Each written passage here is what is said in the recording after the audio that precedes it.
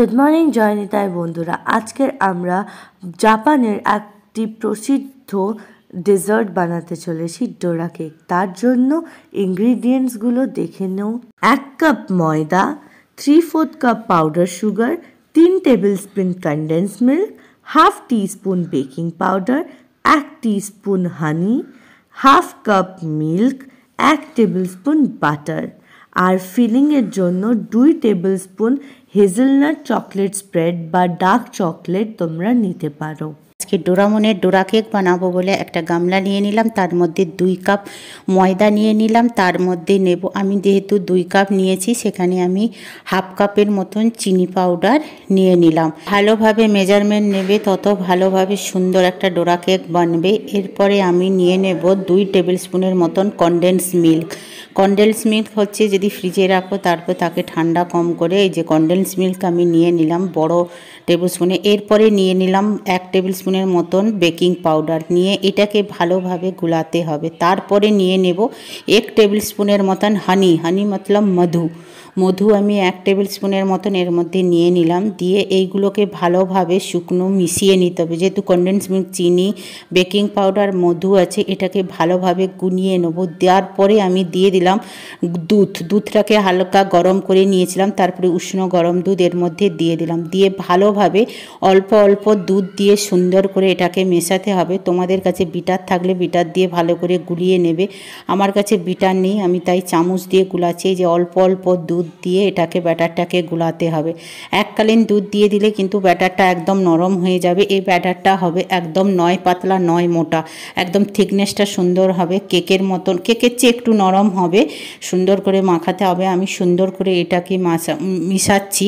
যত মেশাতে থাকবে তত ব্যাটারটা একটা সফট হবে আর ভালো স্পঞ্জের মতন ফুলবে। আবারও আমি দুধ দিয়ে দিলাম, বারবার করে বলছি অল্প অল্প দুধ দিয়ে এটাকে মেশাতে হবে। একসঙ্গে দুধ দিয়ে দিলে কিন্তু ব্যাটারটা নরম হয়ে যাওয়ার চান্স থাকবে, তখন সব মেজারমেন্টগুলো গন্ডগোল হয়ে যাবে। এইভাবে করে সুন্দর সুন্দর করে ভালোবাসার হাত দিয়ে এটাকে মেশাতে হবে ধৈর্য সহকারে। যেহেতু ডোরামনের ডোরা কেক বানছে, বাচ্চাদের খুব প্রিয় একটা কার্টুন, যেমন খুব প্রিয় সেমন খাবারটাও খুব প্রিয়। তোমরাও বাড়িতে এইবার সুন্দর করে বানিয়ে বাচ্চাদের দেবে, বাচ্চারা একদম খুব খুশি হয়ে যাবে এবং আঙুল চাটতে থাকবে, বারবার বলতে থাকবে মাম্মা আবারও একবার ডোরা কেক বানাও, ডোরা কেক বানাও।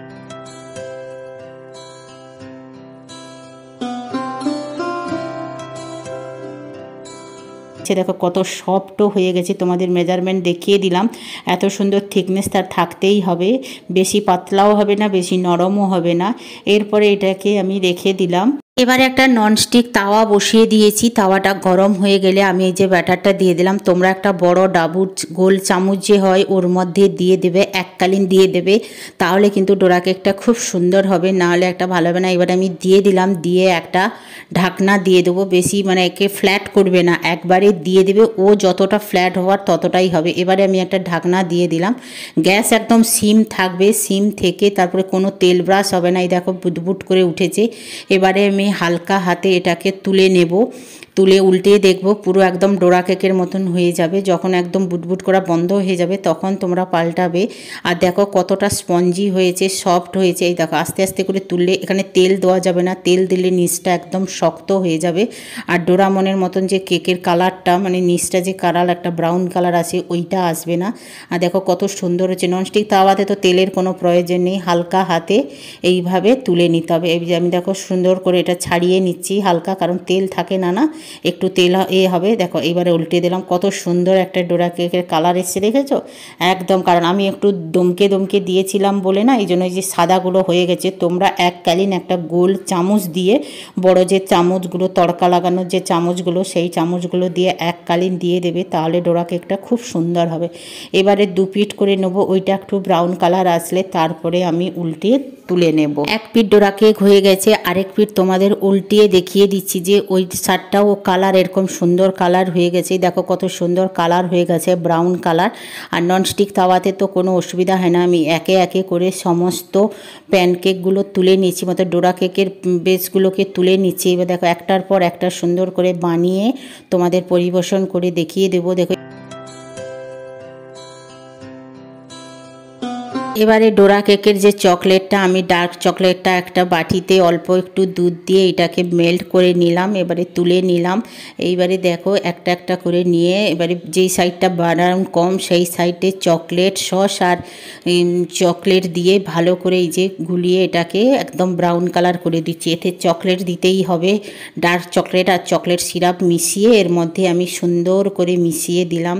দেওয়ার পরে আরেকটা যে ডোরা কেক আছে বেসটা, ওটা এর মধ্যে উল্টিয়ে দিয়ে দিতে হবে। যে সবগুলো একে একে করে আমি আগে চকলেট সস আর চকলেটটা লাগিয়ে নিচ্ছি।